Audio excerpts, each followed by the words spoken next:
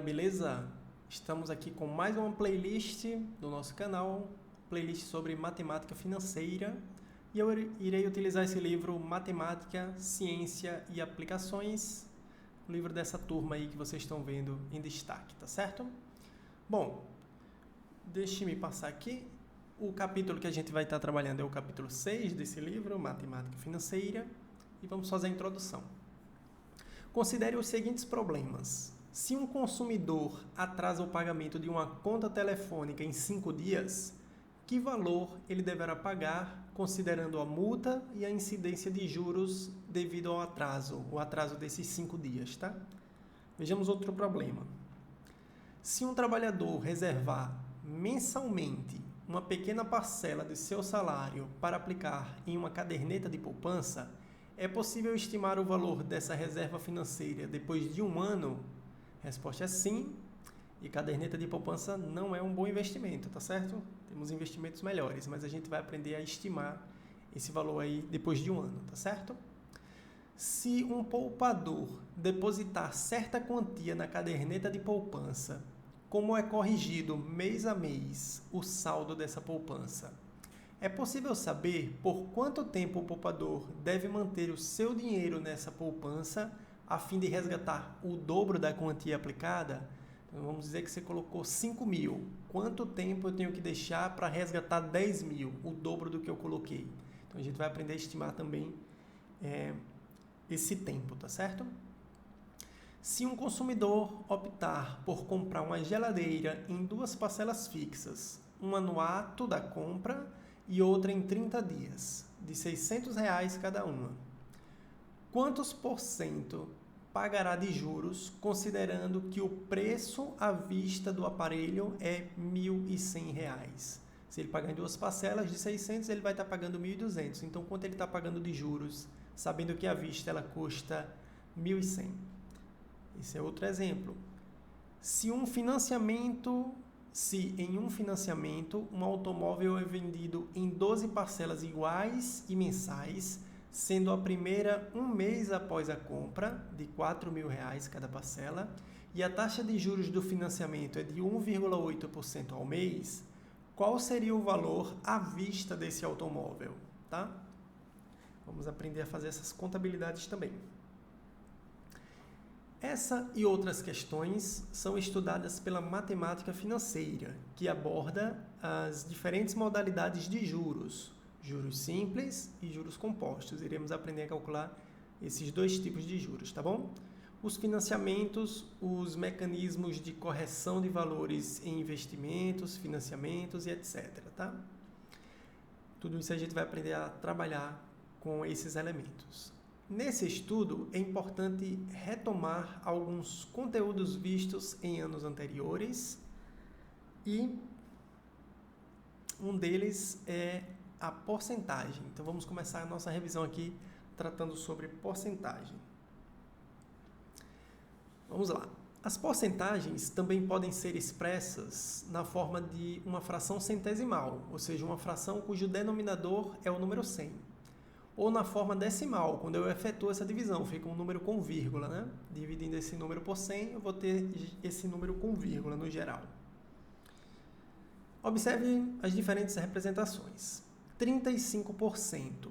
35%, esse símbolo de porcentagem, porcento, é a mesma coisa que eu pegar um número e dividir por 100. 35% é 35%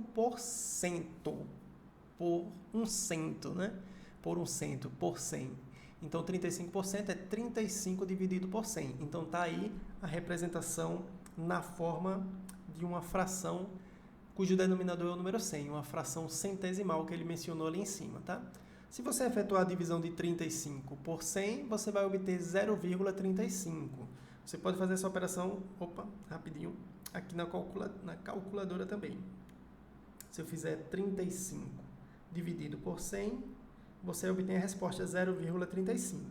É claro que é muito mais fácil você pegar o número que está em cima e deslocar, é como se fosse 35,0, vamos pensar. Você desloca a vírgula, vamos dizer que tem 35,0. você desloca a vírgula 2 casas para a esquerda. Então, ela vai parar aqui, você vai colocar um zero na frente. Então, fica 0,35, tá? Quando eu vou fazer essa conversão. Mas você pode estar utilizando, claro, a calculadora para efetuar essa operação, embora que é muito simples, não precisa da calculadora. Outro exemplo, 8% é a mesma coisa que 8 por 100, ou, dividido 8 por 100, 0,08. Beleza? 13,6% é a mesma coisa que 13,6 dividido por 100. Desloca aqui a casa, 1, 2 unidades, você vai ter 0,136, tá? 0,136 é a resposta correta que está ali no final. Último exemplo, 120%. 120%, você pode até riscar esses zeros aqui, ó, se você quiser facilitar a sua conta. 12 por 10, 1,2. Tá? 1,2, 120% vai ser representado ou 120 sobre 100 ou 1,2 na forma decimal. Beleza? Para se obter, por exemplo, 32% de R$800, nós podemos efetuar a seguinte operação. 0,32, que é a mesma coisa que 32%. 32% de 800, então 0,32 vezes 800. Efetuando essa operação, isso dá igual a 256. Pode efetuar essa conta aqui na calculadora também, ó. Deixa eu trazer para cá, para o lado de cá. 0,32, ou 0,32, vezes 800. Isso dá igual a 256. Então, com a calculadora, ou dá para fazer mentalmente também essa operação, tá? A gente vai mostrar daqui a pouco. Ou seja, o valor de 32% de R$800 é igual a R$256. Aqui ele mostra com a calculadora outra maneira de você fazer, sem ser da forma como eu fiz, né? Aqui no histórico da calculadora mostra que eu fiz 0,32 vezes 800. E a forma que ele está mencionando para fazer aqui é a seguinte: digita o 800 vezes, em vez de 0,32, você pode botar 32 e aperta o símbolo da porcentagem na calculadora, vezes 32%. Então, ele já entrega a resposta. 800 vezes 32%, 256 da mesma forma. Então, essa é outra maneira que você pode fazer. Continuando.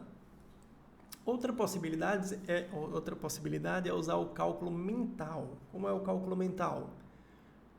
Geralmente, a conta mais tranquila de fazer é 10% de alguma coisa, né? Então, você quer 32% de R$800. Quanto é 10% de 800? 10% é a mesma coisa que dividir por 10, tá? A operação. Então, se você dividir 800 por 10, dá 80, perdão. Dividindo 800 por 10 dá 80, então 10% de 800 é 80. Se 10% é 80, 20% é 160 e 30% é 240. Guarda essa informação. 240, 30%. Faltam 2%. Se 10% de 800 é 80, 1% é dividir 800 por 100. É 8. Então, 1% é 8, 2% é 16. Então, cheguei nos 2% dos 32%, né? Então, eu já tinha 240 salvo na memória, com 2%, que dá 16, 240 mais 16, 256. É isso que ele comenta aí abaixo no texto, tá? Então, essa é uma maneira de você fazer, é importante exercitar. Acho bacana quando você segue esses caminhos, você começa a traçar a estratégia de calcular a porcentagem mentalmente, isso é muito bom, tá bom? Beleza? Então, fiquem à vontade aí para seguir o caminho que vocês acharem melhor. Vamos falar de aumentos e descontos. Mas eu acho que eu vou deixar isso para a próxima aula, já que já estamos com 9 minutos de aula. Então, aumentos e descontos, a gente se encontra daqui a pouco. Valeu!